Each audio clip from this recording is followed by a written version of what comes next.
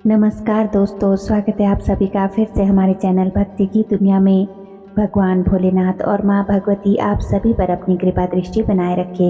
दोस्तों, जब एक साधक साधना के पथ पर निरंतर चलता है, जब वह हर दिन नियम, अनुशासन और श्रद्धा से मंत्र जाप, ध्यान और अपने ईष्ट की आराधना, पूजा पाठ करता है, तब उसके भीतर एक सूक्ष्म परिवर्तन होना शुरू हो जाता है और वह होता है ऊर्जा का संचय होना अथवा देव ऊर्जा का इकट्ठा होना। यह ऊर्जा कोई सामान्य शक्ति नहीं होती, यह वह दिव्य ऊर्जा होती है जो साधक के चक्रों को स्पर्श करती है, सुषुम्ना नाड़ी को सक्रिय करती है और चेतना को गहराई तक छूती है। दोस्तों, रामकृष्ण परमहंस जो बहुत बड़े साधक थे, उन्होंने भी कहा था कि जैसे जैसे तुम साधना में आगे बढ़ोगे, वैसे वैसे तुम्हारे शरीर में परमात्मा के संकेत दिखाई देंगे, तुम स्वयं में एक मंदिर बन जाओगे। दोस्तों, आज की इस वीडियो में हम चर्चा करेंगे ऐसे उन्हीं 9 दिव्य संकेतों के बारे में जो बताते हैं कि साधक की ऊर्जा अब शरीर में जो है तीव्रता से बढ़ रही है। ये संकेत केवल अनुभूति नहीं होते, ये एक दैवीय बुलावे की तरह होते हैं। आइए इन रहस्यों को गहराई से समझते हैं। तो वीडियो जो है आज की बहुत ही इन्फॉर्मेटिव होने वाली है, इसलिए वीडियो को बिना स्किप किए हुए हमारे साथ अंत तक ज़रूर सुनिएगा, देखिएगा, तभी जो है वीडियो की पूरी जानकारी आपको समझ आएगी। अगर आप वीडियो को स्किप करके देखते हैं या फिर आधी अधूरी वीडियो देखकर चले जाते हैं तो आपको जो है वीडियो बिल्कुल भी समझ में नहीं आएगी। और अगर आज आप हमारे चैनल पर पहली बार विजिट कर रहे हैं तो आप सभी से मेरी रिक्वेस्ट है कि चैनल को सब्सक्राइब ज़रूर कर ले और बेल आइकन को प्रेस करके ऑल पर भी सेट कर लीजिएगा, ताकि जब भी हम कोई भी नई आध्यात्मिक वीडियो अपने चैनल पर अपलोड करें तो उसकी नोटिफिकेशन सबसे पहले आपके फ़ोन में पहुंचे और आप हमारे चैनल की सभी वीडियोस को देख सके। वीडियो पसंद आए तो वीडियो को लाइक करें, कमेंट करें और ज़्यादा से ज़्यादा अपने दोस्तों, रिश्तेदारों और अन्य आध्यात्मिक लोगों के साथ वीडियो को शेयर ज़रूर करें, ताकि उन लोगों को भी इस वीडियो से जानकारी प्राप्त हो और वो भी हमारे इस आध्यात्मिक परिवार का हिस्सा बन सके।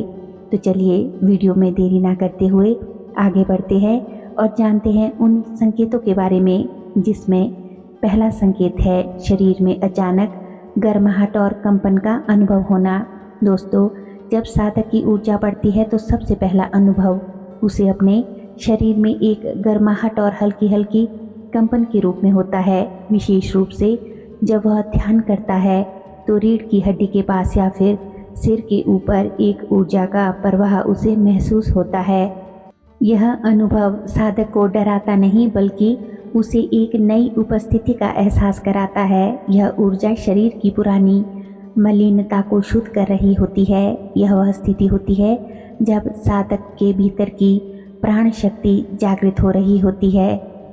दूसरा संकेत है श्वास की गति में बदलाव और सहज प्राणायाम की स्थिति बनना। ऊर्जा बढ़ने पर साधक की श्वास प्रक्रिया स्वतः ही बदलने लगती है। उसे कभी बहुत धीमी तो कभी गहरी सांसें आती है, या कभी अचानक से सांसें बहुत तीव्र हो जाती है।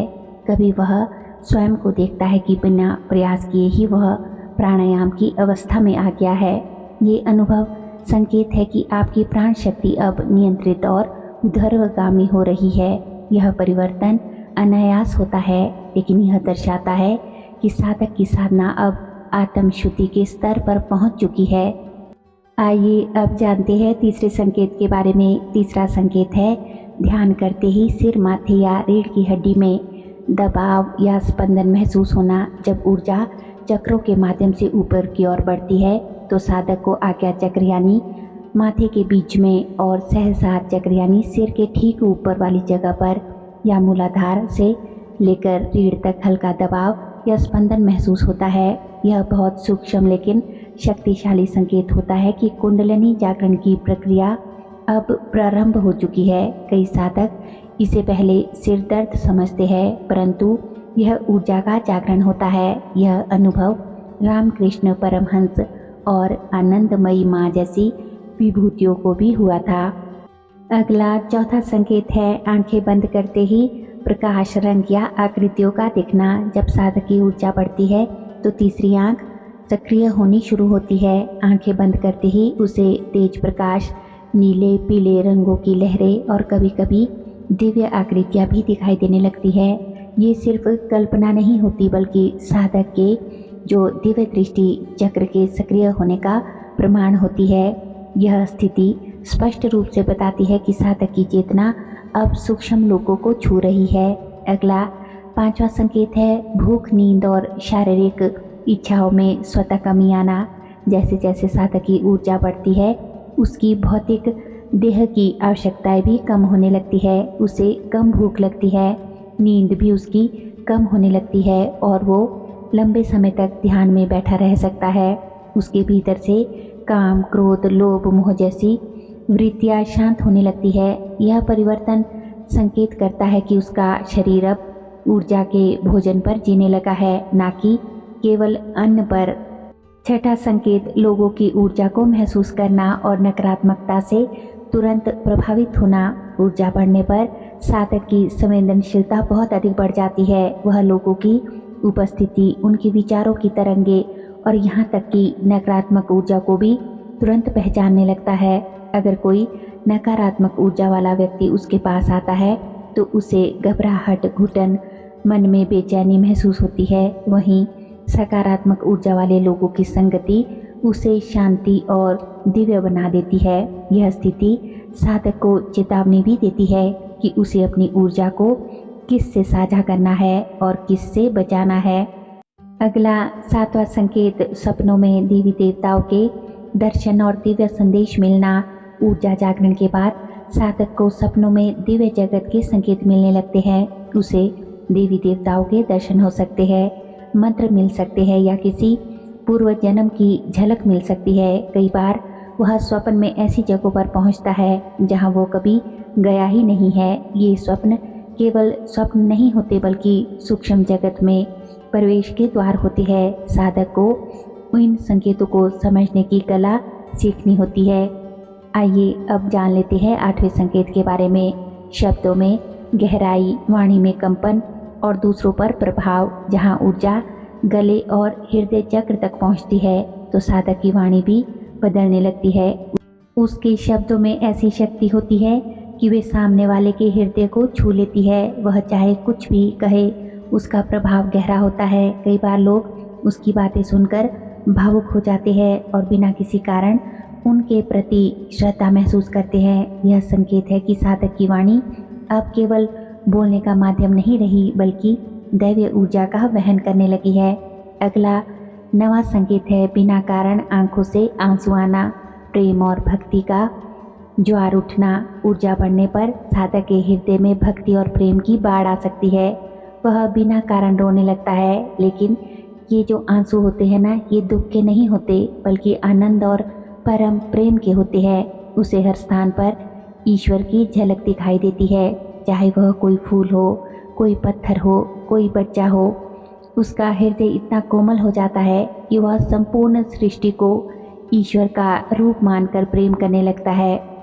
प्रकृति की, इस ब्रह्मांड की हर चीज से, हर पक्षी से, प्राणी से, जानवर से, जंतु से, छोटे कीट पतंगों से, हर चीज से उसे जुड़ाव महसूस होता है, क्योंकि वह उन सब में ईश्वर का रूप देखता है, ईश्वर की छवि देखता है। यह उस अवस्था की पहचान है जिसे पराशक्ति कहा गया है। जब साधक की ऊर्जा शरीर में बढ़ने लगती है तो वह बदल जाता है, भीतर से भी और बाहर से भी।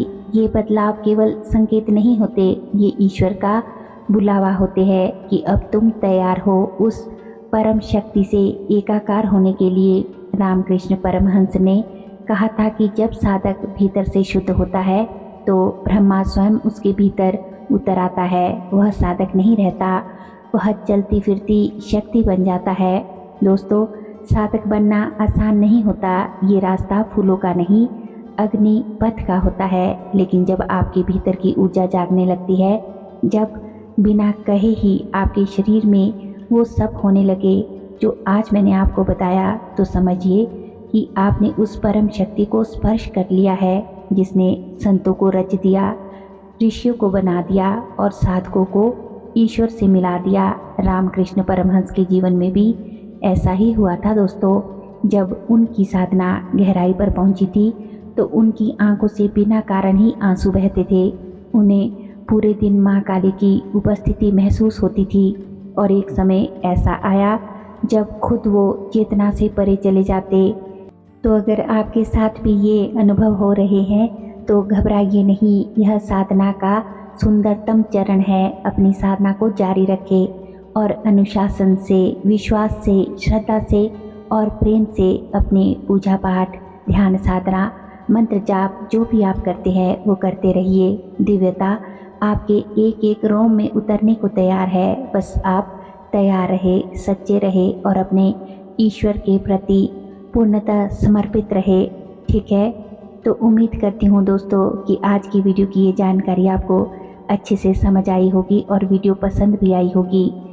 वीडियो पसंद आई हो तो वीडियो को लाइक करें, कमेंट करें और ज़्यादा से ज़्यादा अपने दोस्तों के साथ, रिश्तेदारों के साथ और अपने जैसे साधक जन, भक्तजनों तक ये वीडियो ज़रूर पहुंचाए, क्योंकि शायद कोई कहीं बैठा अकेले में साधना कर रहा हो और उसे अपने अनुभवों का शायद उत्तर ना मिल रहा हो, तो उसके लिए ये वीडियो जो है उससे जानकारी प्राप्त हो सकती है, लाभ मिल सकता है और ज़्यादा से ज़्यादा लोग जो है हमारे इस आध्यात्मिक परिवार का हिस्सा बन सके।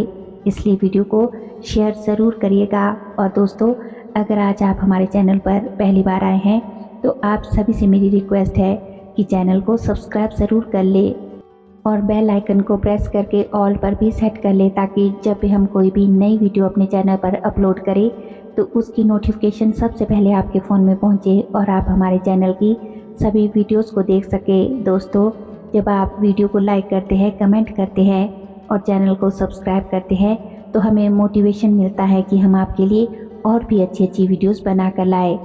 दोस्तों, हमारे चैनल पर और भी आध्यात्मिक वीडियोस हैं, उन्हें भी जाकर एक बार ज़रूर देखें। तो चलिए मिलते हैं एक और नई वीडियो में नई जानकारी के साथ। तब तक के लिए आप सभी खुश रहिए, अपना ख्याल रखिए और अपनी इस आध्यात्मिक यात्रा में आगे बढ़ते रहिए।